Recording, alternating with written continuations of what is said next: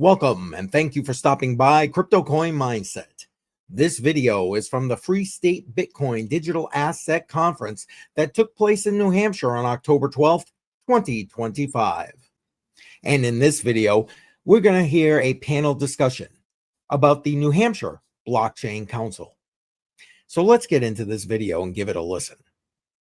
So my name is Keith Ammon. I'm a state representative, one of many in New Hampshire, and I've been talking about Bitcoin in the state legislature since 2015 and have continued to serve in my fifth term. I took one term off, if you want to do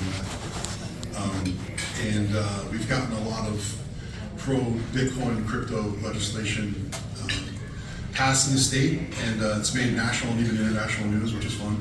And then with us here on the stage is, I'll let each introduce themselves, but together we started the New Hampshire Blockchain Council to focus on state policy. Before I forget, it's nhblockchaincouncil.org. So maybe pull out your phone, put that in there to read later. But I want to point you to our bylaws, the preamble to our bylaws. We put two important things in there. One is Satoshi, giving credit to Satoshi Nakamoto, he's the inventor of Bitcoin, and how that's important to our council when we talk about different tokens and so forth. We always want to go back to the roots.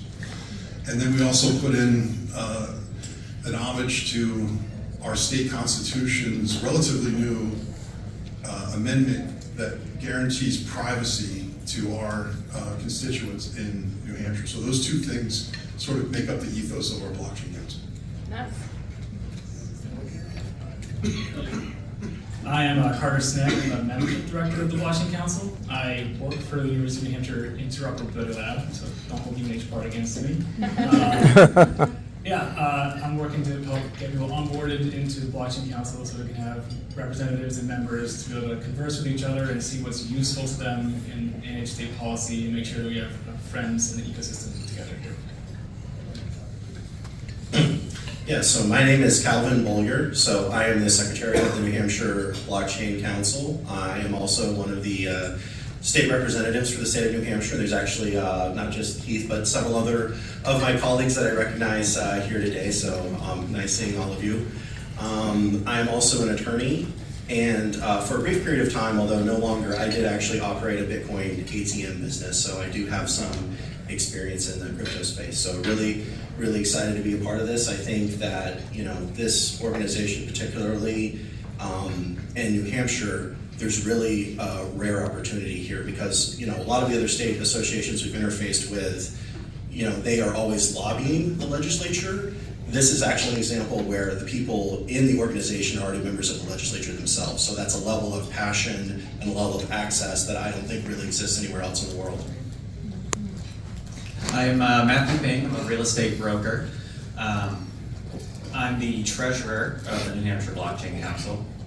I'm also the coordinator of the longest running Bitcoin meetup in the world. It's a weekly meetup.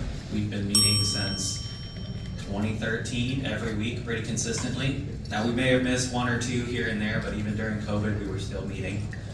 So crypto is alive and well in New Hampshire. We love it. There's one member that couldn't make it, our very important policy director, who's also an attorney. His name is Ian Hewitt, and he's got like a Terminator brain about policy, and he's super passionate about crypto, and he's even written some papers about it. So the five of us together are the board of the Blockchain Council. Nice. Well, thank you. What would you say your number one goal is going forward? Yep, I can go ahead and take that. So me personally, kind of what I was talking about, the opportunity here in New Hampshire, when you think of a financial asset like gold, a lot of people think, oh, what's the best jurisdiction for gold? A lot of people immediately think Switzerland. They think they assay the gold there, they keep it in treasuries there. I want New Hampshire to be, when you hear New Hampshire and Bitcoin, I want us to be what Switzerland is to gold. I want New Hampshire to be for Bitcoin.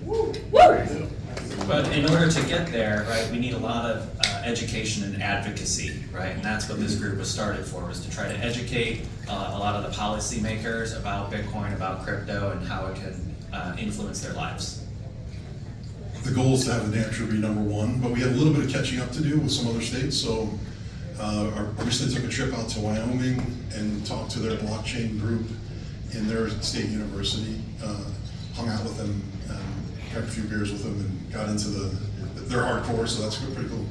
I met with their governor, deputy secretary of state, who's actually been to Portfest, and who else? The executive director of their stable coin commission. So we're trying to make a connection, make some bridges between our state and other states who are ahead of us on some things, and have that knowledge and just relationships. So we're doing pretty well on that front. We can talk a little bit about that. Nice. What can we do to counter the tyrants in Washington, D.C., known as the feds, here in New Hampshire? What limits do we have on our laws, and what are realistic laws that we can do that could limit federal power and make ourselves an oasis of freedom in a world, no matter what the clowns in D.C. decide to do? It's a dangerous question. Are we being recorded? Yes.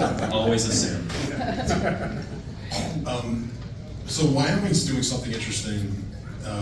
We passed legislation to create a commission to study it, so that's where we're at. Government moves slowly.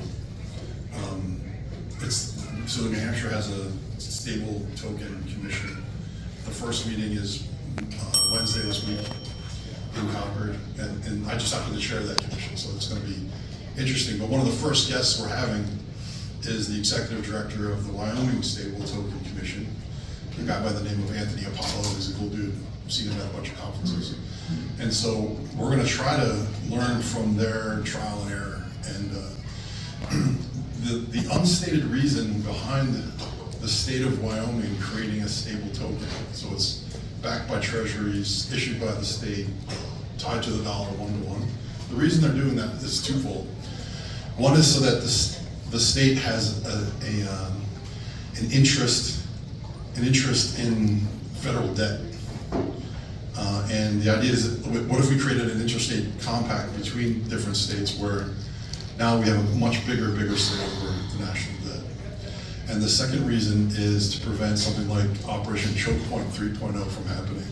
That the state would be in control of how they would not shut off your payments if you went to buy, say, firearms or whatever that illegal thing, as was done under Operation Choke Point 1 and 2. So that's something that we're exploring right now. Can we do much to prevent, these CBDC type actions where, I think Starner in the UK was talking about how you're going to need a KYC coin to be able to do anything, and with the way that they cracked on social media and stuff. What if we get somebody as governor in New Hampshire, or the, even the legislature shifts and they have this power? Is there anything we can do to prevent a CBDC, whether it's government issued in New Hampshire or not, from being abused, these exact types of abuses you're talking about? So this is a small step. So I'm on the Commerce Committee, and that has UCC legislation that comes through. And the UCC, they wrote articles. Article 12 is a brand new article on digital assets. And in there was the definition of money, and it pretty much explicitly included a CBDC in the definition of money. So I played a little bit of goalie on that issue when it came through our committee, and we amended that piece out. So that, at least we're not putting it in statute at this time. We're now an outright ban on the CBDC. The Democrats on my committee and some of the Republicans, we've debated a similar bill, and they're not convinced it's an issue. So there's work to be done on that. Unfortunately, the Trump administration, and I think Congress put it in the National Defense Authorization, they put in a ban on the CBDC. So for the time being, the federal government has stopped it. One of the things I think about, with New Hampshire being the first in the nation primary, I don't know how closely some other people follow presidential politics, but not in New Hampshire, but in Iowa, which has, the first caucuses, there pretty much every single presidential candidate that goes to campaign there, they always ask them about, well, do you support subsidies for ethanol? And it's so important to corn farmers in Iowa that nearly every single one of them said yes. I think Ted Cruz said no, and they were about to run him out of the state on a rail. So I think that part of what we're doing is we're building a coalition in New Hampshire. It's not just Liberty people, it's not just Bitcoiners, it's everybody who's interested in blockchain technology in the broader sense, whatever their political leanings are, but building this coalition to where this is something that they see as beneficial for themselves, their community, for the state. So when we have presidential candidates come here, wouldn't it be great when they're retail politicking that somebody who happens to be a member of the New Hampshire Blockchain Council says to them, well, hey, are you gonna make sure that a CBDC isn't gonna devastate our financial freedom? That's really the opportunity we have here. How have you found it as far as a mix of Democrats and Republicans? Is it seen as a partisan issue, or is it more bipartisan? So there's a member on the Commerce Committee, I guess I probably won't say his name, but he's an older Democrat, and he and I have gone to battle on the floor of the House over these bills. And he said this to me this past week, he said to the whole committee, he's like, I've given up on this issue because he beats me on the floor of the House.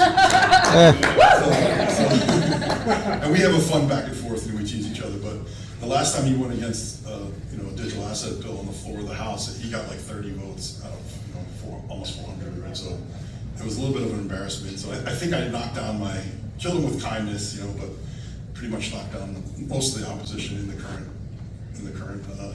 legislature. Is there mostly is there Democrats that are big supporters of it seems like it's a bit partisan, particularly with the Biden administration. It became more partisan, but then now it may be swinging the other way. Now there's even people who supported Trump who are not happy with Trump because he kind of pushed it a little too far with the issuing his own coin and things like that. Do you see Democrats that are, it's kind of two parts. One, is there many Democrats that are passionate about this, and is there a way for people who are more on the libertarian or Republican side who they can reach out to Democrats with issues that they might care more about, like reducing power of the Trump administration or reducing overall government power or privacy or any other hot buttons that might hit Democrats? I would just say, I think it depends on the Democrat. I mean, one of the, so kind of tangentially related, I serve on the Housing Committee, and, some of these bills really truly are bipartisan bills, and maybe people on the other side of the aisle, they might have logic that I don't necessarily agree with, or starting premises that I don't necessarily agree with, but they reach the same conclusion on some bills. And I've definitely talked to Democrats or people on the left that are pro-crypto. I mean, they are out there. I think, given what's happened recently, I think we're starting to hear some of the louder anti-crypto voices on the left. I also wonder, if also maybe those FTX checks aren't clearing anymore. Maybe we're hearing a little more from Democrats in Washington about how bad crypto is. But I really don't think that crypto is a partisan issue. I really think it's a technology issue. And I think there's a very narrow set of interests, and I'll even call them special interests, that are interested in using partisan wedge issues to undermine crypto. And I think we've seen that a little bit in New Hampshire. I think with our Blockchain Basics Act and the right to mine, there was, all of a sudden, these people who I don't even think they understand the technology, but I was in my local paper up in the North Country, people were lambasting me for, we're gonna put crypto miners on every block and no one's gonna be able to sleep because of the noise and it's gonna use all the water. And good noise, that's a new one. Yeah. Somebody out here just told me that there's an effort to try and limit Bitcoin mining. Is that a real thing? Yes. And how bad is it, and what can we do to help? I'll try to be diplomatic about this. That's all right. So there's one particular senator on my side of the aisle, not Keith Murphy, in the Commerce Committee, who blocked this bill and is actually funneling all the insane. The Sierra Club is really our arch enemy on this one. And so this bill is House Bill 639. I think we're both sponsors on it. It's stuck in the Senate Commerce Committee, and they're trying to the language was local jurisdictions cannot discriminate against minors they're trying to flip that around to like, here's a whole bunch of discrimination that everybody's going to do against minors. So we're trying to stop that. It was re-referred, which means they kind of kept it over the summer for more work on it. But there's one particular senator that we're trying to figure out how to wrap around to get that across the finish line. So reaching out to your senators and telling them you're in favor of Bitcoin mining and how it benefits the state, how it can benefit the energy grid, right? That's how it's gonna get through these committees. How it can benefit the environment. That's what that kills me about this, is actually opposing this, is actually making certain environmentally, by their standards, environmentally friendly energy projects not economically viable. Yeah, I mean, it's an energy battery, so it helps release stranded energy and makes the grids more efficient. So it's very, very good for the environment, actually. And I think, also, if there is a law, hopefully it doesn't ever pass, but if there is, I'm going to run a node right away under free speech, because to me, the Bitcoin code is just like poetry, and I have a right to print my Bible or Quran or Shakespeare or poetry or ones and zeros created by Satoshi, and that's my right for free speech. And if you're going to try and stop that, I'd fight it. So you're touching on another subject, tangential, that's related, is the right to compute. So I put in a constitutional amendment. I knew it wasn't going to go anywhere, but it was it's Article 2C if it got put in place. But it would be basically your freedom of thought, your freedom of conscience is enhanced by computation, right? So the state of Montana passed a statute. They're the first in the nation. So between my amendment, if you guys remember Steve Cobb, does that name ring a bell to some of the old timers? So he's spearheading this right to compute idea. But Montana passed it.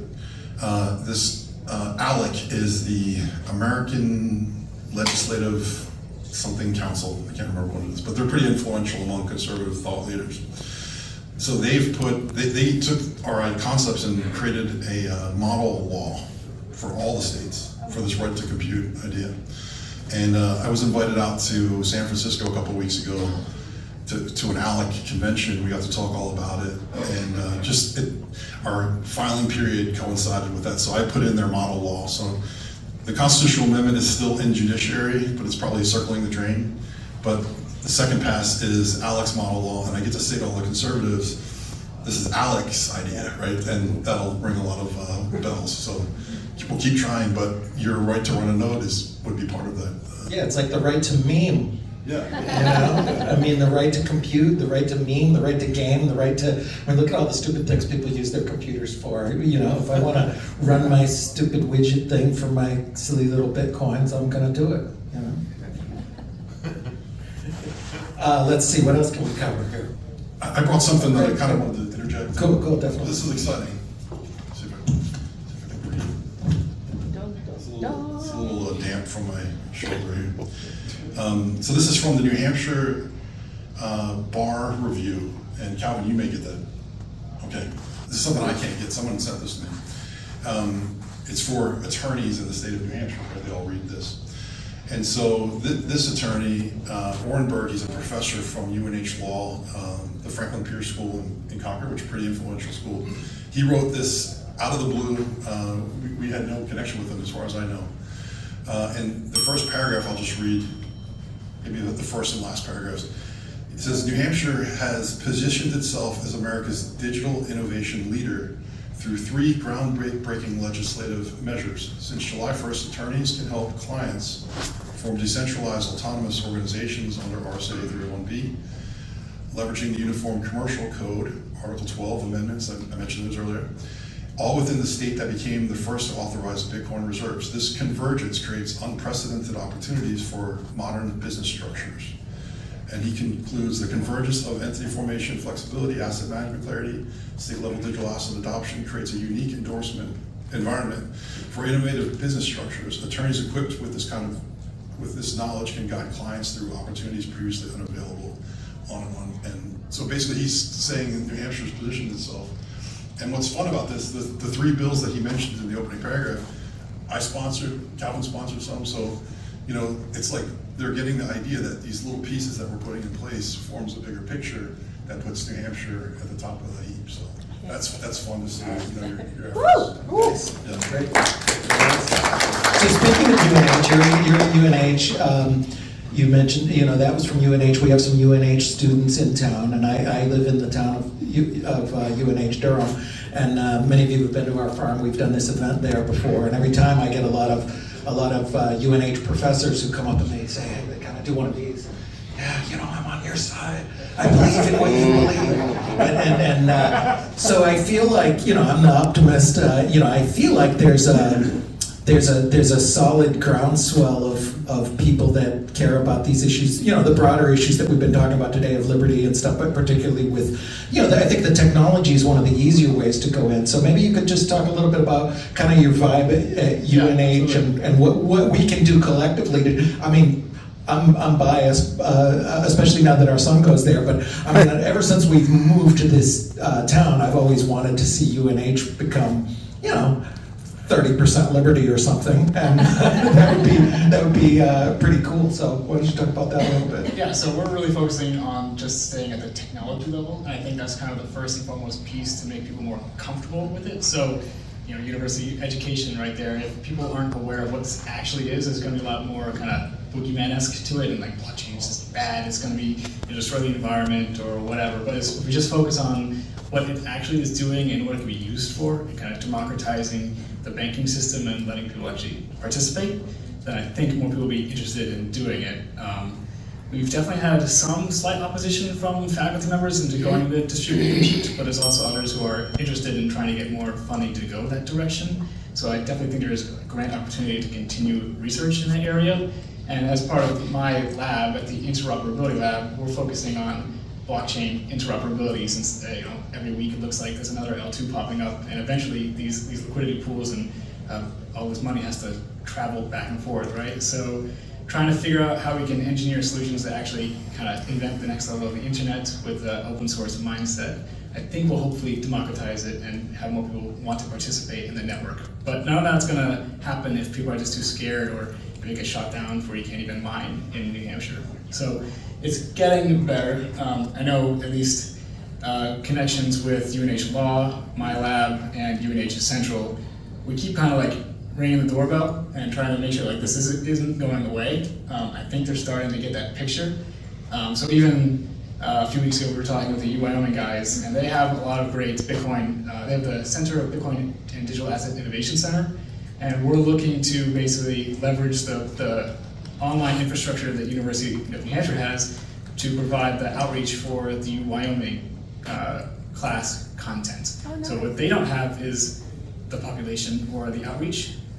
What we don't have right now is the faculty backing. So there's a really nice kind of sister collaboration that we're kind of broaching and making sure that is going to kind of get there, outreach out, help us as a more of the crypto capital of the United States or the world. So if we can leverage both of our great strengths, then we're going to just kind of push the faculty forward, I think. Nice. And how about the students? When I first moved to town, I got invited. There was a pretty active Bitcoin blockchain student club, and then I think it died just like the markets died. Yeah. It seems to go, you know, if they feel like they're getting rich and it's a career opportunity, they're interested, and then the markets died and the group died. And you know, students always leave every 4 years anyway. But what's the general sentiment with the students? Yeah, I mean, you're definitely right. It does go up and down. I think if you look on Twitter, there's like 3 different UNH blockchain club accounts that have all gone defunct. Really, we think that there is definitely still interest in there. I know just in my lab, everyone is like, of course, it's in a bull market. People are really interested in this thing, right? You say makes money, and they're excited. But simply focus on the technology and more reaching out to the actual college of engineering and physical science side as opposed to the Paul, even though there is the business school. Even though there's a lot of crossover. I think if we can get a better base, which does seem to be an interest in doing that in the distributed computing at university, then they might be more willing to participate in the actual club. So I'm also partially a student there at the same time, so I can kind of leverage my, I work for the university, but I also am a student, so I can kind of be, the way I look at it is I can help kind of be a wedge to start and more of a stability kind of actor to make sure that there's a good, strong ground for the blockchain club to relaunch. So originally it was the Bitcoin club, but what I would like to see a vision is just blockchain club, which happens to have Bitcoin or anything, but more just focusing on the technology side.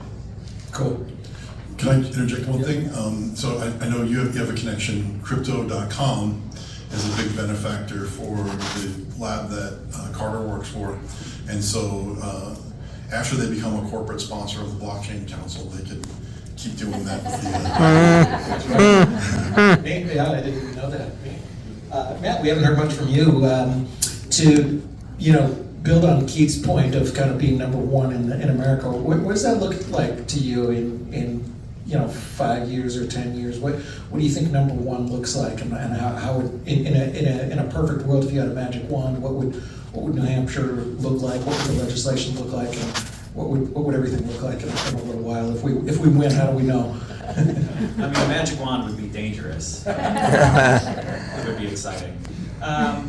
I mean, from my end, I deal with a lot of individuals. I work in rentals as well, right? So these people are doing a lot of research. They're not comfortable.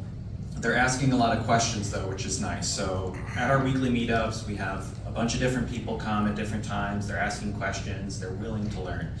I think winning would mean more people are asking questions, or at least being able to answer the questions about crypto, right? That it's more than just number go up, right? They understand the technology behind it. They understand the why, and not just, dollars and cents.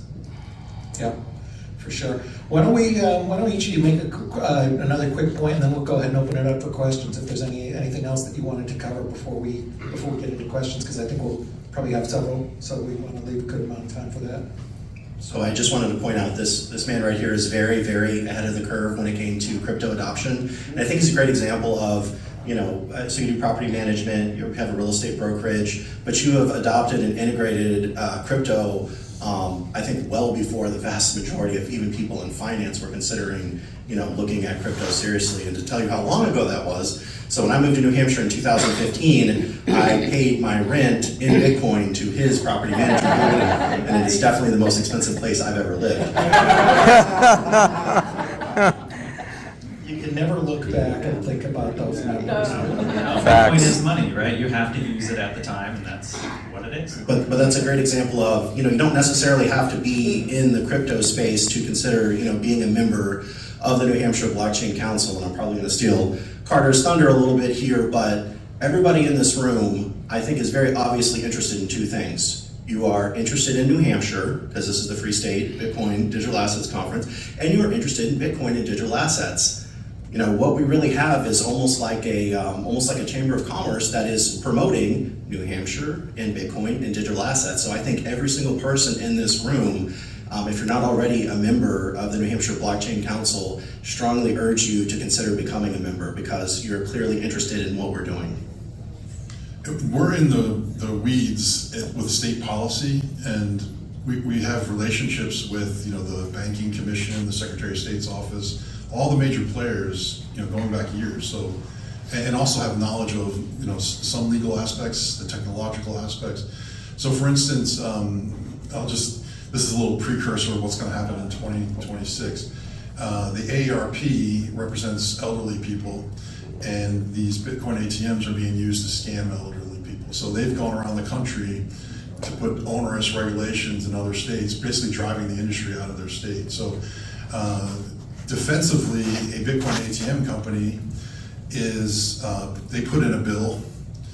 It's filed now. It's not public yet, but they came to the Blockchain Council for advice on how to navigate the waters, and we're basically telling them even the industry bill is too onerous. So we're trying to, I think if we don't have any legislation, it should just keep coming back, and eventually AARP might get its way and kill the industry in the state. So we're going to try to make it as least onerous. Working with the banking commissioner, who's very nice and friendly.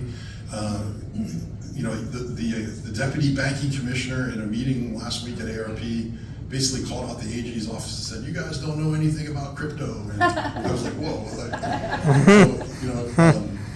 So we had the meeting last week at AARP's office, and there's law enforcement all in the room, and because they see the downside, right? They see the old people that are getting scammed, which is a real issue. So the Blockchain Council is designed to navigate those waters and come up with something that's the least onerous, doesn't crowd out the industry, and then we can move on to the next issue. So, for example. Interesting that two of the biggest opponents are organizations that do some good and try to do some good, particularly in the case of Sierra Club and AARP. It's like Milton Friedman says, they're well-meaning do-gooders are what you have to be aware of. They're trying to do a good thing, but definitely a lot of education needed.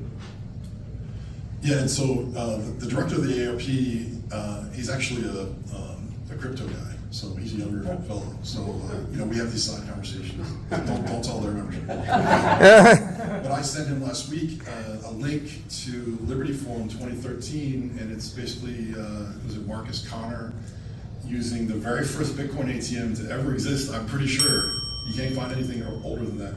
It happened here in Nashua, New Hampshire, at an event similar to this, and you can watch him buy it on the and it goes through right away. And then I think the price was $36 for 0.6 Bitcoin. Yes, it was. Yeah. Because I bought one at 35. There you go. So I sent that to the director of the ARP and said, hey, this industry started in New Hampshire. We don't want to crush it here. So, and I think that resonated with him. Nice. Yeah, I view this as really the home. I mean, this was where I was onboarded at PorkFest at the speech that Eric mentioned by Voorhees, Shrem, and Veer in 2012. And that changed my whole life, and it's I think a little bit of poetic justice that if I hadn't been into the Liberty community, I would have never heard about it or heard about it years later. So and my favorite story from that, there was a guy who was in the same audience and he had never heard of Bitcoin in his life, and he said, this sounds great. And he goes, anybody want to buy my gun? And he took the gun off his back of his pickup and he sold it for 250 Bitcoin. And I ran into him about 8 years later and he says, I'm still holding. Oh, nice. Nice.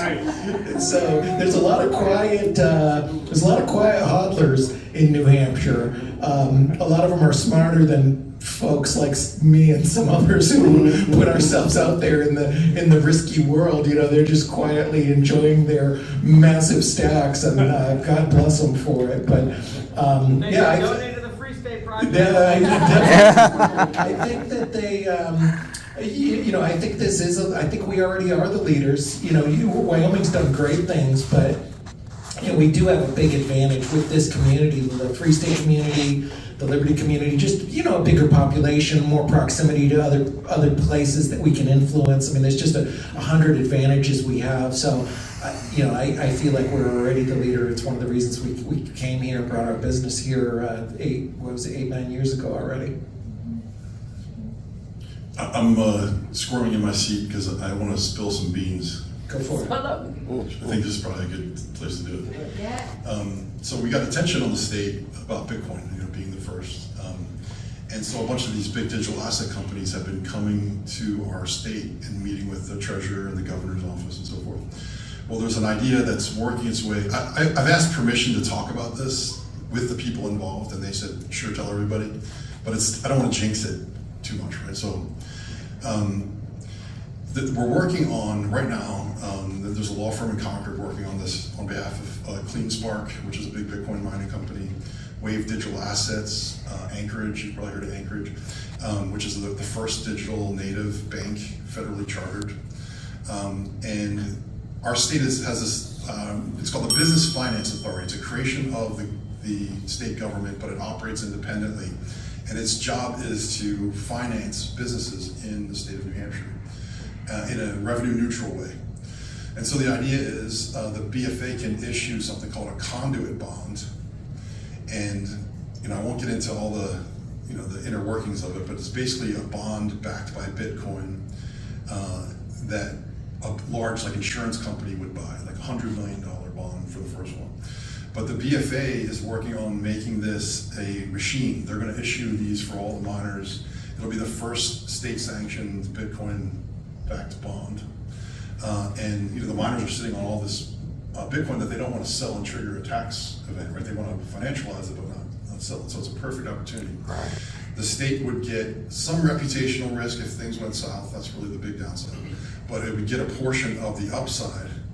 and it goes to the BFA, not the general court. So it goes to the BFA. They're going to use it to fund a new industry in the state. And the director of the BFA, James Keywallace is his name, his idea is, well, let's keep half of the proceeds in Bitcoin and have the very first Bitcoin loanable funds through the Business Finance Authority so that we can encourage crypto industry in the state. So fingers crossed, keep it kind of under your hat, but that would be a big deal if that happens, and we'd be the first state to do it. That would be cool. It'd be cool to do a Bitcoin municipal bond too, if there's a way to wrap it in there and get the tax benefit, because then you'd get non-New Hampshire people as well who would buy that bond, because the taxes are a big deal. There's some things I was involved in that I can't comment on publicly that are, bringing in, really large crypto companies into the state. It's very appealing for a lot of reasons, and I've made the pitch to a lot of my friends, and I know that we've brought in, many dozens of jobs, maybe 100 or more, and a lot of assets and a lot of activity and millions of dollars in, whenever even a small office of 10 people comes in, they rent office space and they buy computers and they, people are buying lunch, and it helps the whole economy. So Houses? What's that? Houses, yes. Yeah. And you get hopefully you get the right kind of people too. So I think it's the word is pretty good in the overall broader crypto community, I think, for New Hampshire. So there are councils, we're hearing all this conversation, like even from other states, and it's been a great point of contact. Mark Warden and I had lunch with a CEO of MPCH, which is a crypto cyber company. I'm not really sure what they do. I think they work with the CIA and stuff. So they can't really talk about it. We had a coffee with the CEO of that company who just moved from London to Manchester, and he's staffing up in Manchester for technology staff, and he's decided to move his nexus here, and he was a super chill dude, so that's an example of we're helping the economy by bringing this industry, bringing this a center of gravity for the innovation in the state, and it's exciting to see it. Yeah, I mean, we've already had a lot of people flee the places that are failing. I mean, there's a lot of people coming from Massachusetts, and you look at how badly some of the worst places in America are fleeing, and you look at the contrast of our lifestyle. And we've had people visit us at the farm, and they're like, is this real life? Is this the Shire? What's going on here? It has a nice vibe and a really, really nice standard of living that I think is some of the best in the world. So, it would be great to build the industry more, and it's easier than ever for people to move and companies to move. So, I hope you found that video educational. Don't forget, links to the Free State Bitcoin Digital Asset Conference, its sponsors, and the people you saw on this video are in the description, so go ahead and check them out. And head over here for the entire playlist from the Free State Bitcoin Digital Asset Conference, and I will see you there.